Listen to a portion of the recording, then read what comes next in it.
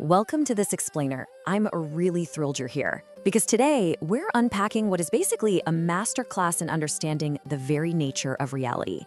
We're diving into chapter 15 of the Bhagavad Gita. You might know it as Purushottama Yoga or the Yoga of the Supreme Person. This text is just packed with profound metaphysical insights into existence, consciousness, and ultimate freedom. So, if you've ever felt hopelessly tangled in the daily grind and wondered, what actually lies beneath it all? Well, you are in the exact right place. All right, let's just dive right into it. Listen to this incredibly striking, kind of paradoxical image from the text. With roots above and branches below, this Ashvattha is eternal. I mean, a cosmic upside-down tree? Just think about that for a second. Have you ever actually seen a tree growing from the sky downward? Right. Me neither. But this isn't just pretty poetry. It's actually a highly specific philosophical map, and it's designed to completely shift our perspective on how we relate to the entire world around us. To decode this map, we're going to cover 5 key steps. First, the upside-down tree. Second, the acts of detachment. Third, the 3 Purushas. Fourth, the supreme being revealed. And finally, number 5, living without attachment. So let's start with section 1, the upside-down tree, also known as the cosmic illusion. Okay, so this tree, it represents samsara. That's the endless cycle of worldly existence, birth and death. And the sources break down this profound metaphor so brilliantly. The tree is called the Ashvattha, which literally translates to that which will not remain tomorrow. How perfect is that for capturing the fleeting, ever-changing nature of the material world? Now notice how the roots are above. But hold on, this doesn't mean literally up in the physical sky. Above here means subtler, outside of time, originating from the supreme Brahma or pure consciousness. The branches, on the other hand, grow below, right into our material world. The leaves are the Vedas, sustaining the tree through rituals. And the buds? Well, those are the sense objects we are constantly tempted by. Now, what's really interesting here is the stark contrast between the divine origins of the tree and our total entanglement in its branches. These branches represent our karmas, basically the actions and reactions driven by our everyday desires and aversions, and they're nourished by the 3 gunas, or the modes of nature. Because we are so drawn to those buds we just talked about, the sense objects, our likes and dislikes, form these deep secondary aerial roots that bind us so tightly to the human world. We get totally caught up in the branches, and we completely forget our primary roots up in the divine. Moving right along to section 2, the acts of detachment and severing those bonds. So if this tree is just an endless cycle of pain, sorrow, and entanglement that totally eats up our focus, how do we actually escape it? Simple, we have to cut it down. As verse 15:3 points out, the real form of this tree just can't be perceived by those of us trapped inside it. We literally cannot see its beginning, its end, or its true foundation because we are so immersed in the illusion. We literally can't see the forest for the trees. So the text declares that this firmly rooted tree must be felt with a very specific, incredibly powerful weapon. And that weapon is Asanga, which means detachment. Now, it is absolutely crucial to understand that Asanga is not passive indifference. It doesn't mean you just run away from your life to go hide in a cave somewhere. Actually, it's an active weapon of discrimination. It means developing the real wisdom to withdraw your identity from temporary worldly bonds and from your own physical body-mind complex. It's essentially the art of practicing detachment in attachment. Using this spiritual weapon isn't random. It requires a deliberate procedure. First off, you have to recognize that material objects just simply cannot provide lasting satisfaction. They just can't. Second, you consciously withdraw your ego's identification with them. And third, you must strike with dridana, which means a firm, completely unwavering resolve. Because let's face it, occasional, half-hearted effort isn't going to cut through roots that span lifetimes. But once the tree of worldly entanglement is cut, the spiritual seeker can finally look for the ultimate source.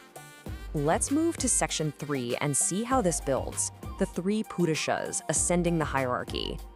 All right, having cut through the visual metaphor of the tree, the Gita elevates us right into core Vedantic philosophy, explaining the actual fundamental layers of reality. Verse 16 introduces 2 primary categories of existence in our world, the Kshara and the Akshara, or, literally translated, the perishable and the imperishable beings. Let's quickly contrast these two, because it's important. Kshara is everything that perishes. It represents the manifested universe, literally all physical elements, our gross physical bodies, and even our subtle bodies. It is constantly changing, born today, gone tomorrow. Akshara, on the flip side, is the imperishable. It's often referred to as kutashta, which means unchanging, sort of like an anvil that shapes metal but remains totally unshaped itself. This is the eternal individual soul. It remains perfectly intact even as the physical body goes through infancy, adulthood, old age, and eventually death. This breakdown maps it out perfectly. Now, while there are a lot of complex Vedantic terms thrown around here, the core takeaway is actually pretty simple. On the left side, Kshara is the inert, destructible universe. On the right, Akshara is the sentient, reflected consciousness, the Jivatma. And you know, it is so incredibly easy to identify completely with the Kshara side. Our bodies are temporary circumstances. But true spiritual knowledge requires us to recognize ourselves as the Akshara, that imperishable consciousness that's just witnessing all the change. But incredibly, the Gita doesn't stop there. Which brings us to section 4, the Supreme Being revealed, Purushottama. So beyond the perishable matter, and yes, even beyond the imperishable individual soul, there is a third ultimate reality. This brings us right to verse 17, which introduces the Uttama Purusha, the highest person, the Supreme Self. The Supreme Lord completely transcends both the changing world and the individual souls. The text tells us that this Supreme Being enters into and sustains all three worlds, meaning the underlying divine reality supports absolutely all our states of existence, waking, dreaming, and even deep sleep. And so, the crucial point is this ultimate declaration in verse 18. Krishna declares that because he transcends the perishable Kshara and is superior even to the imperishable Akshara, he is celebrated in the world and in the Vedas as Purushottama, the Supreme Person. He is literally the infinite substratum upon which everything else in existence is superimposed. Understanding this is considered the absolute culmination of spiritual knowledge. Why? Well, because it beautifully unites jnana, the intellectual knowledge of reality, with bhakti, pure devotion to the Supreme Person. You see, liberation isn't about escaping this world in a literal sense, or just rejecting life. It's about operating within the world without being bound by it, constantly recognizing and surrendering to its divine ultimate source, the Purushottama. Finally, section 5, living without attachment, and how we apply this in the modern world. So you might be wondering, how do we actually take a cosmic, upside-down tree and apply it to a Tuesday morning in the 21st century? Well, this perfectly illustrates the timelessness of the Gita. Today, the branches of the tree look a whole lot like the endless scrolling of social media, 24/7 news feeds, and just this massive digital information overload that hooks our senses. Taking up the acts of detachment means stepping back, recognizing the illusory, temporary nature of all these digital branches, and setting some firm boundaries. It means deciding not to let your consciousness get tangled up in passing digital outrage, and instead, intentionally redirecting your focus to what is eternal and truly fulfilling. So, as we wrap up this explainer, I want to leave you with a really deep, reflective question. Just take a look at where you invest your energy every single day. Are you pouring all your time and emotion into watering the endless, perishable branches of material existence?